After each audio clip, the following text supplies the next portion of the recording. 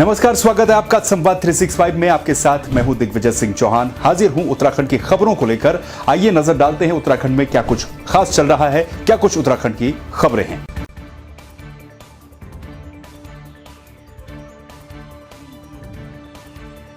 रुद्रप्रयाग के जखोली विकासखंड मुख्यालय में वन विभाग के द्वारा इको डाइवर्सिटी पार्क बनाया जाएगा। इस इको डाइवर्सिटी पार्क का उद्देश्य पर्यटकों को प्रकृति से रूबरू करवाना और स्थानीय लोगों को रोजगार से जोड़ना है।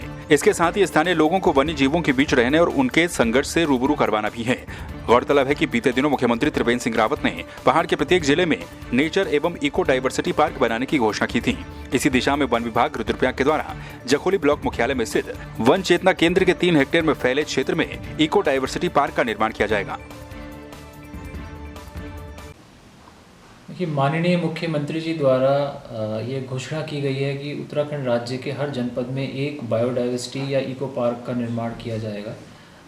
इसी कड़ी में हमारे द्वारा रुद्रप्रयाग जनपद में जखोली में एक वन चेतना केंद्र एवं बायोडाइवर्सिटी पार्क के निर्माण का निर्णय लिया गया है। जिस स्थल का हमने चयन किया है वो मुख्य जखोली क्षेत्र में पड़ता है और इसमें लगभग 3 हेक्टेयर क्षेत्र में हमारे द्वारा इसमें रुद्रप्रयाग वन प्रभाग एवं रुद्रप्रयाग जनपद की जो जैव विविधता है उसको दर्शाते हुए और उसी थीम पे एक बायोडाइवर्सिटी पार्क उसका निर्माण किया जाएगा।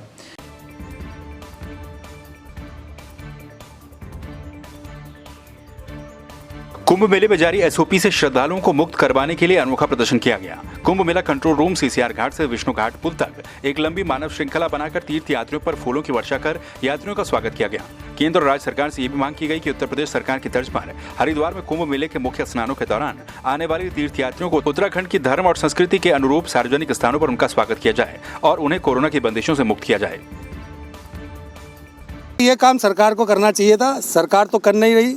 लेकिन हम लोग जो हरिद्वार के नागरिक हैं, हरिद्वार में जहाँ पर हमने जन्म लिया, ये हमारी मातृभूमि है, कर्म भूमि है।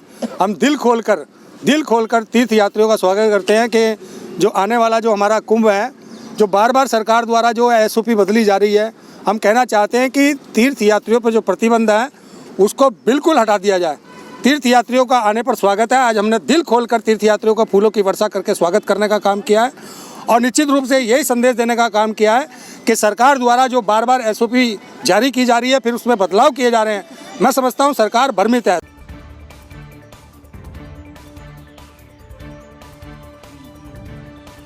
हरिद्वार के मेलाधिकारी दीपक रावत ने मेला प्रशासन की टीम के साथ ललतारो पुल का निरीक्षण किया।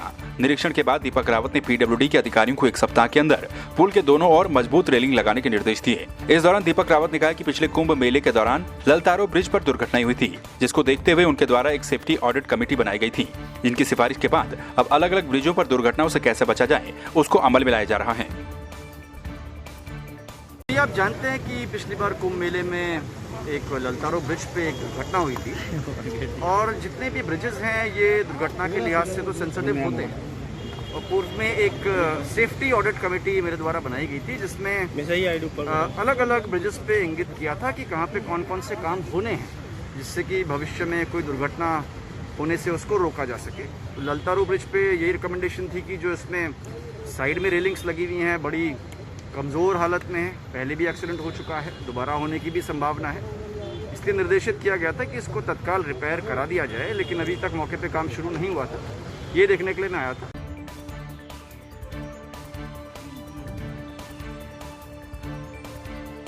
हरिद्वार में प्रांतीय उद्योग व्यापार मंडल के द्वारा कुंभ मेला प्रशासन के द्वारा कांवड़ मेला रद्द किए जाने के विरोध में जोरदार प्रदर्शन किया गया।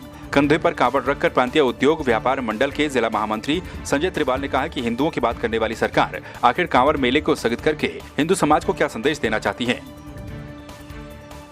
आज जो केंद्र सरकार की गाइडलाइन आ रही है, हम इसका कड़ा विरोध करते हैं। व्यापारियों के हित में कोई नहीं आ रही। आई के कांवड़ मेला लॉकडाउन के द्वारा सावन का भी रद्द कर दिया गया था, अब इस कांवड़ मेले का भी सुनने में आ रहा है सरकार इसको रद्द करने जा रही है। हरिद्वार प्रशासन व्यापारी के हित में कोई सरकार कोई प्रशासन नहीं सोच रहा। व्यापारी की आज हालत क्या है, व्यापारी भुखमरी के कगार पर है। छोटे से छोटा नान कराने में फेल हो रहा है हरिद्वार प्रशासन। जो भी गाइडलाइन आ रही केंद्र की हो, सरकार की और राज्य सरकार की, हम इसका कड़ा विरोध करते हैं। और ये जगह जगह काउंटर रखे जा रहे हैं कोरोना जांच के, हम इसका भी विरोध करते हैं। जगह जगह काउंटर, वैक्सीन आ गई है, वैक्सीन के लगानी चाहिए, यात्रियों के वैक्सीन लगाई जाए। ये तो बहमत की एक वो स्थिति फैलाई जा रही है, डर की स्थिति काउंटर लगा के।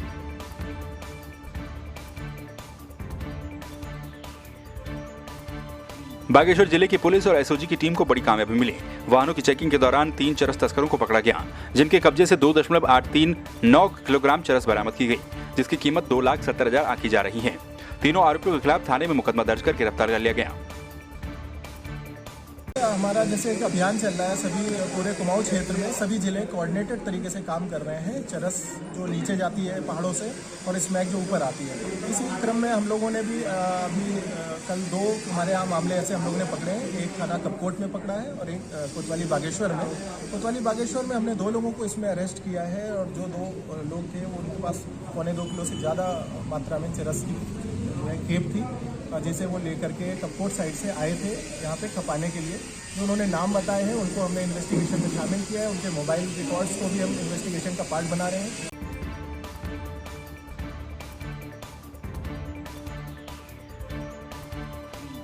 पिथौरागढ़ के स्थानीय विधायक चंद्रा पंत ने आंवला घाट पेयजल योजना का स्तरीय निरीक्षण किया।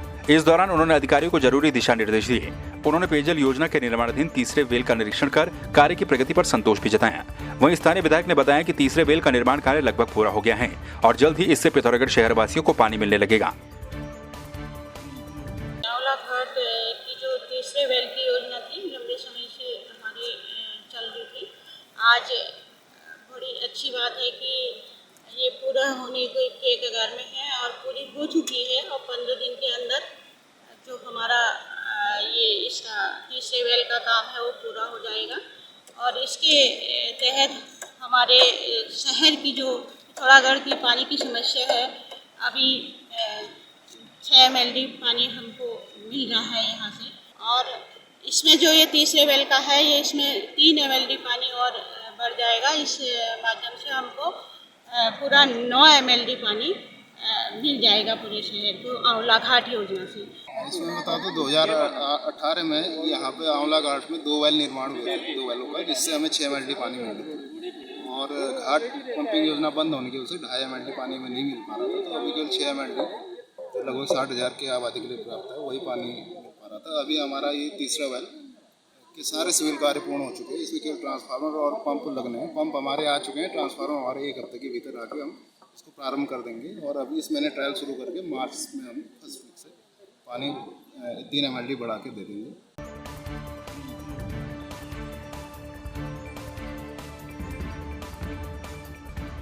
टिहरी के नागणी में हेवल नदी पर अतिक्रमण कर उसका प्रभाव बाधित करने के विरोध में क्षेत्र के जनप्रतिनिधि और जागरूक लोगों ने मौके पर पहुंचकर अतिक्रमण को रुकवाया। उनकी शिकायत पर वन विभाग की टीम भी मौके पर पहुंची और अतिक्रमण करने वाले लोगों के खिलाफ कार्रवाई की चेतावनी दी। वन विभाग की टीम ने मौके से पंपिंग मशीन को कब्जे में ले लिया और उसे सीज कर दिया।